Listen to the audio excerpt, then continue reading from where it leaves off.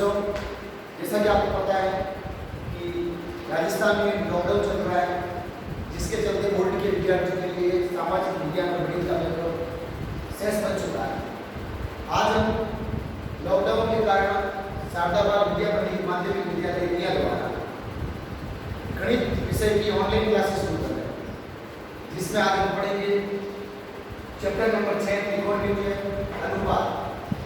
ये आपके बोर्ड में 3 नंबर का सवाल आता है इसमें से। तो सबसे पहले मैं आपको बताता हूँ त्रिकोणमिति क्या होता है। त्रिकोणमिति गणित की वह शाखा जिसमें समकोण त्रिभुज के बीच भुजा और कोण के संबंध का अध्ययन किया जाता है, त्रिकोणमिति कहलाता है। तो बात कर रहा हूँ समकोण त्रिभुज की, तो हम जानते हैं समकोण त्रिभुज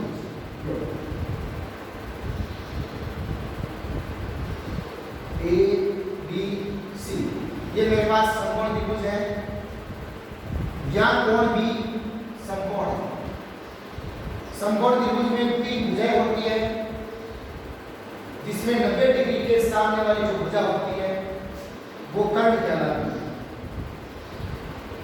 और जो कोण की रेखा होता है थीटा, थीटा के सामने जो भुजा होती है वो लंब कहलाती है, और शेष भुजा जो होती है वो आधार कहलाती है। समकोण त्रिभुज में 3 भुजाएं होती हैं, कर्ण, लंब और आधार। इसके बाद समकोण त्रिभुज की 3 भुजाएं पढ़ने के बाद हम पढ़ेंगे त्रिकोणमितीय अनुपात। त्रिकोणमितीय अनुपात की संख्या होती है 6। पहला अनुपात होता है साइन थीटा, उसके बाद कोस थीटा, फिर टेन थीटा, फिर कोट थीटा, फिर सेक थीटा और फिर कोसेक थीटा। ये होते हैं 6 त्रिकोणमितीय अनुपात। इसमें जो कोण होता है, पहला कोण होता है 0 डिग्री, उसके बाद 30 डिग्री, फिर 45 डिग्री, फिर 60 डिग्री और फिर 90 डिग्री। आपको मैं पहले क्लास में बता चुका हूं कि सारणी कैसे बनाते हैं, इसका मैं वापस रिपीट कर रहा हूं। तो मैं आपको शॉर्ट तरीके से सारणी बनाना सिखा रहा हूं। आपको बता चुका हूं, सबसे पहले जो सारणी बनाते हैं उसमें साइन जो 90 होता है, साइन 90 और कोसेक 90। फर्स्ट और लास्ट में आपको बता चुका हूं, एक और एक लिखा जाता है। उसके बाद मैंने आपको बताया था जोड़े बनाए जाते हैं, और जो जोड़े निम्न है। पहला साइन, कोस, टेन, कोट, सेक और कोसेक। सबसे पहले जो मान में क्या करूंगा आपको बता रखा था। सबसे पहले यहाँ पर एक लिखा जाता है और इसके बाद यहाँ पर भी एक लिखा जाता है, यहाँ पर कोई दिक्कत। उसके बाद मैं आपको बता चुका हूँ जोड़ा बनता है 0 अनंत और 0 अनंत। चाहे मैं 0 अनंत का वर्ग लिखूं, चाहे मैं 0 अनंत को 0 अनंत से गुणा करूं, कोई फर्क नहीं पड़ेगा। तो यहाँ से लिखूंगा 0 अनंत और 0 अनंत। तो यहाँ से मुझे साइन 90 का मान 1, कोस 90 का मान 0, टेन 90 का मान अनंत, कोट 90 का मान 0, सेक 90 का मान अनंत और कोसेक 90 का मान मुझे अनंत मिल चुका। उसके बाद यहाँ पर साइन 90 का मान मेरे पास 1 है, और यहाँ से मैं आपको बता रहा हूँ संख्या की शुरुआत होती है वो 0 से होती है। तो साइन 0 का मान 0 हो गया। अब हमें चाहिए साइन 30 का मान, साइन 45 का और साइन 60।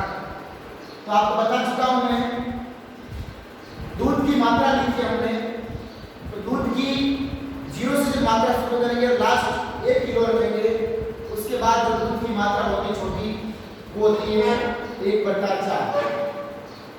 उसके बाद होती है 1/2, उसके बाद होती है 3/4। क्योंकि पीछे वाले में 3 मान निकाल रहे हैं, 2 के मान मैं निकाल चुका। अब इन दोनों के ऊपर मैं अंडर रूट लगा दूंगा, सबके ऊपर अंडर रूट लगा दिया, और अब हम इसको सॉल्व करें। हमें पता है अंडर रूट 1 का मान कितना होता है 1 और √4 इसका वर्ग होता है 2। तो इसका मान sin 30 का मान मेरे पास मिल चुका है 1/2। उसके बाद sin 45 का मान ज्ञात करने के लिए इस √1 का मान होगा √1 और √2 किसी का वर्ग नहीं होता है, √2 का √2। फिर मुझे मान ज्ञात करना है sin 60 का। यहाँ दे रखा √3 तो √3 के √3 और अभी हमें पता चलेगा √4 इसका मान होता है 2। तो मेरे पास sin 0 का मान 0, sin 30 का मान 1/2, sin 45 का मान 1/2, sin 60 का मान √3/2 और sin 90 का मान 1। sin का मान मिल चुका है। अब हमें क्या करना है cos का मान। तो जो मान sin का लिखा हुआ है उसको मैं उल्टा लिखूंगा तो मुझे cos का मान मिल जाएगा। तो सबसे पहले 1 फिर √3/2 फिर 1/√2 और फिर 1/2।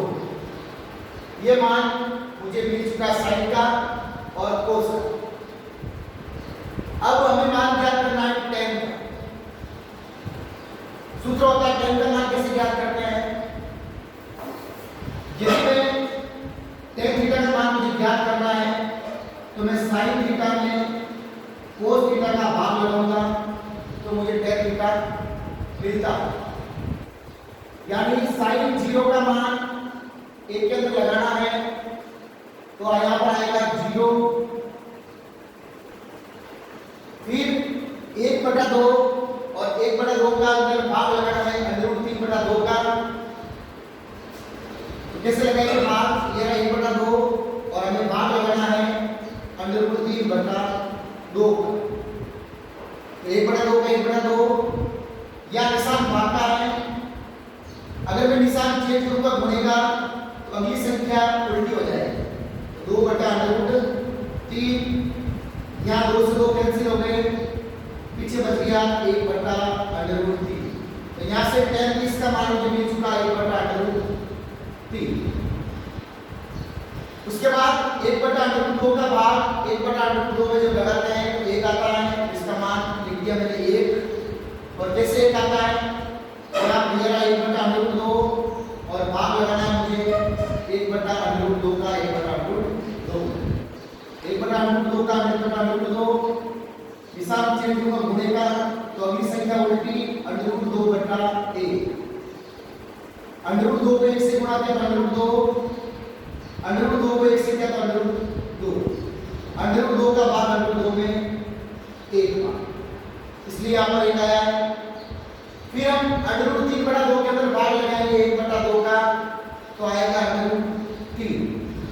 तो मेरे पास sin का मान मिल चुका है, cos का मिल चुका है और tan का मिल चुका है। tan का उल्टा होता है cot। तो मैं लिखूंगा यहाँ से ये अनंत का अनंत √3 1 का 1/√3 और ये 0 का 0। फिर मान क्या करना sec का। तो जो मान cos का दिया हुआ है उस cos के मान को मैं उल्टा कर दूंगा तो मुझे sec का मान भी मिल जाएगा। अगर मैं इसके नीचे 1 लिखता हूं तो 1 का भाग यदि 1 में लगाऊंगा तो 1 ही आएगा, कुछ करना पड़ेगा। तो यहाँ आ गया 1। याद रखना √3/2 उल्टा लिखूंगा मैं 2/√3। ये sec का मान भी मिल चुका है। याद रखा 1/√2 उल्टा करूंगा √2/1 और √2/1 1 का भाग √2 हो जाएगा √2 का। तो यहाँ पर आ गया ये √2। उसके बाद इसका उल्टा करूंगा 2/1 1 का भाग आएगा 2 में 2 का। तो यहाँ पर मान आ गया 2। तो मेरे पास sec का मान मिल चुका है। अब जो मान sec का दे रखा है इस sec के मान को वापस में उल्टा लिखूंगा तो मुझे cosec का मान मिल जाएगा। तो ये अनंत का अनंत 2 का 2 √2 2/√3 और ये 1 का 1। ये थी आपकी त्रिकोणमितीय सारणी। अब आपको अगर सारणी याद है तो इस तरीके से आपको सारणी याद करनी है।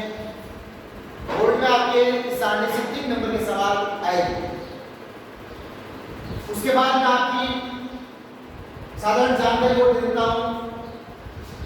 एक आपको भी बता चुका हूं मैं, sine theta, cos theta, tan theta. उसके बाद यहां से उल्टा लिखना है कोट थीटा, सेक थीटा और कोसेक थीटा। यहां से आपको 12 फॉर्मूले याद हो जाएंगे और साथ में याद रखना है कि साइन का जो उल्टा होता है कोसेक होता है और कोसेक का जो उल्टा होता है वो साइन होता है। कोस का उल्टा सेक होगा, सेक का उल्टा कोस होगा, टेन का उल्टा कोट होगा और कोट का उल्टा टेन होगा। यहां से मैंने आपको पूरी डिग्री लाल बट्टा करता है, यहां से लिखिए लाल बट्टा करता। एल का मतलब होता है लंब, ए का मतलब होता है आधार, एल का मतलब लंब, के का मतलब कर्ण, इस के का मतलब विकर्ण और ए का मतलब आधार। तो यदि आपको मैं बोलूं कि साइन थीटा क्या होता है, तो साइन थीटा बराबर हो जाएगा लंब बट्टा कर्ण। यहां से साइन थीटा और ये हो गया लंब बट्टा कर्ण। अगर मैं आपको पूछूं कोसेक थीटा क्या होता है, उल्टा हो जाएगा कर्ण बट्टा लंब। तो यहां से कोसेक थीटा बराबर हो जाएगा कर्ण बट्टा लंब। फिर यहां से कोस थीटा क्या हो जाएगा, आधार बट्टा कर्ण। तो यहां से कोस थीटा बराबर हो जाएगा आधार बट्टा कर्ण। फिर आएगा सेक थीटा, सेक थीटा बराबर हो जाएगा कर्ण बट्टा आधार। फिर यहां से टेन थीटा, टेन थीटा बराबर हो जाएगा लंब बट्टा आधार। फिर आएगा कोट थीटा और कोट थीटा हो जाएगा आधार बट्टा लंब। ये एक दूसरे के व्युत्क्रम होते हैं, उल्टा होता है। यहां से मैं चाहूं तो साइन थीटा बराबर ये भी लिख सकता हूं 1 कोसेक थीटा, क्योंकि साइन का उल्टा कोसेक होता है और कोसेक का उल्टा साइन होता है। जब यहां से साइन थीटा बराबर में 1 कोसेक थीटा लिख सकता हूं, तो कोसेक थीटा बराबर 1 साइन थीटा। उसके बाद कोस थीटा, कोस उल्टा होता है सेक का, तो लिखूंगा कोस को 1 सेक थीटा। उसके बाद सेक थीटा को लिखूंगा 1 कोस थीटा। इसी तरह टेन थीटा को लिखूंगा मैं, टेन थीटा बराबर 1 कोट थीटा और कोट को लिखूंगा 1 टेन थीटा। ये सारे मान त्रिकोणमितीय अनुपात में बता चुका हूं और साथ में कुछ साधारण जानकारी भी बता चुका हूं। इस प्रश्नावली में महत्वपूर्ण होगा आपको इस मान को याद रखना कि आप इस मान को कैसे याद करें। ठीक है, तो आप सवाल की शुरुआत करते हैं। पहला सवाल,